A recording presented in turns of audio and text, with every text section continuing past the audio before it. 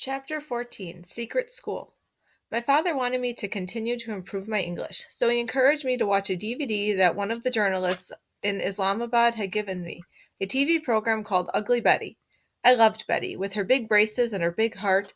I was in awe watching her and her friends as they walked freely down the streets of New York, with no veils covering their faces and no need for men to accompany them. My favorite part, though, was seeing Betty's father cook for her instead of vice versa. But I learned another lesson watching the show. Although Betty and her friends had certain rights, women in the United States were still not completely equal. Their images were used to sell things. In some ways, I decided women were showpieces in American society too. When I watched, I looked at their hems cut so short and their necklines so low. I wondered if there was a clothing shortage in the United States. How crazy it was that this little plastic disc with images of a girl in big glasses and shiny braces was illegal. And how odd, too, to watch as Ugly Betty and her friends were free to walk the streets of New York City while we were trapped inside with nothing to do. Another show I was given was a British comedy from the 1970s. It's called Mind Your Language and about a classroom full of adults from all over the world trying to learn English. Madam Merriam gave it to my father, but I watched it and it made me laugh and laugh. It's not good for learning English, though, because everyone on the show speaks it so poorly. But it's where I learned some of my favorite sayings like jolly good and huh, okay and excuse me and that's all right. That's all right. Meanwhile, my little brother Atal and his friends had started playing a new game. Instead of playing Parpatuni, he and his friends were playing Army versus Taliban. Children all over our neighborhood made pretend weapons out of whatever they could find. They fashioned guns out of sticks or folded paper and grenades out of old water bottles. War and terrorism had become child's play. Sometimes my own little brothers, unaware of what it really meant, would pretend to be Taliban militants or army soldiers. They'd even set up bunkers on our roof where they acted out a battle.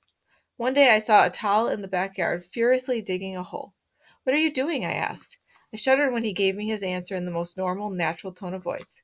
"Making a grave," he said. All the while, I kept up my blog posts as Gul Mackay. 4 days after girls 4 days after all girls' schools were shut down, Fazula's men destroyed 5 more schools. "I am quite surprised," I wrote. "These schools had already been closed. Why do they need to be destroyed?" Meanwhile, the army was doing nothing about it but looking busy. Soldiers sat in their bunkers smoking cigarettes, shelling all day, and firing cannons at the hills all night long. But in the mornings, the news would come that the army had gained ground, but that the Taliban had slaughtered 2 or 3 people.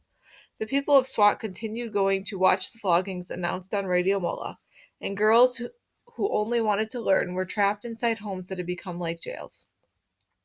During those dark, dull days, we had heard rumblings about secret talks with the Taliban. Then, out of nowhere, Fazula agreed to lift the ban on elementary school for girls. It was all right for little girls to go to school, he said, but he still insisted that girls over 10 should stay home in Purdah. I was 11, but I wasn't going to let that stop me. Besides, I could easily pass as a 10-year-old. Madam Miriam sent out a message to all the girls in the upper school. If they wanted to defy this new edict, she would open the school doors.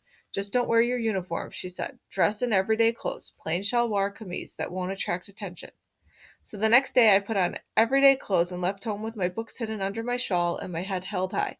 But Mingora had changed while school was closed for that month.